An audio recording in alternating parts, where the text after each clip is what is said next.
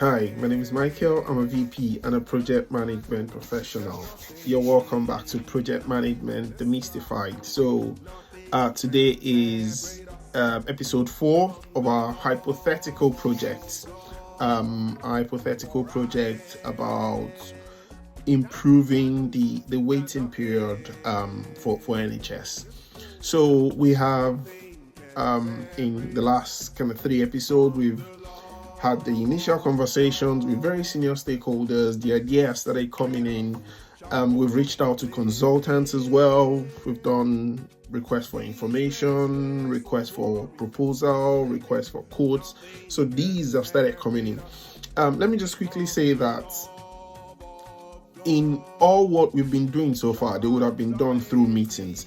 So there might not have been specific assigned project manager to the project yet, so depending on the makeup of the organization, so it could just be a program manager that's driving the conversation, because there has to be at least one person that will be driving or accountable for having these conversations. So you have multiple meetings. So in the engagement with the consultants, so Deloitte, KPMG, PwC, Accenture, somebody would invite them, somebody will reach out to them and tell them what we need.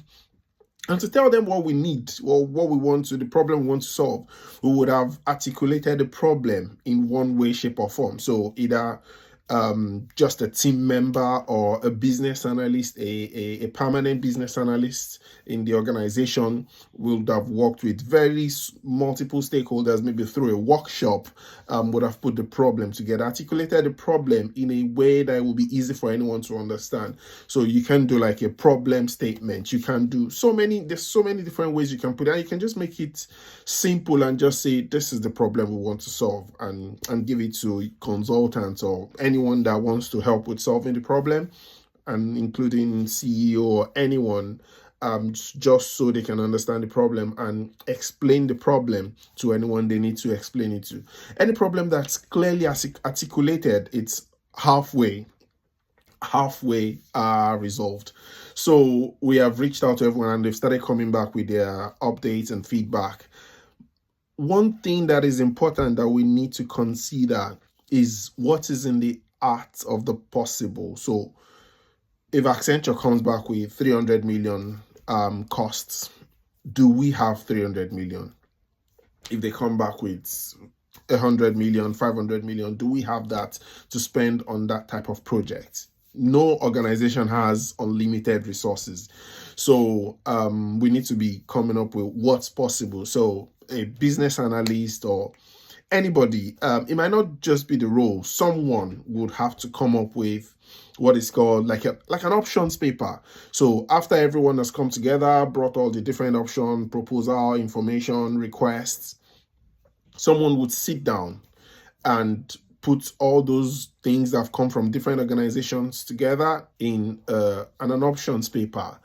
And the options paper will take multiple iterations. So someone will be accountable for the options paper, but you would have to have conversations with a wide range of stakeholders. And what the options paper would do is, option 1 will cost us 500 million and it will run for 2 years. And this is the solution the option will bring. Option 2 would do this, option 3 would do this. So the options would spell out so many different things, but there's something called options and objectives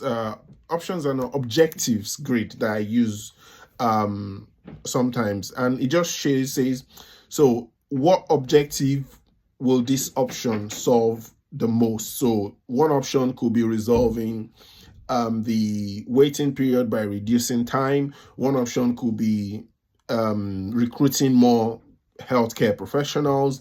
One option could be make the waiting period more worthwhile for the people waiting. So there could be so many different options, but it'll be good for you to suggest a preferred option depending on what the organization wants or what they can afford, or again, what is in the arts of the possible.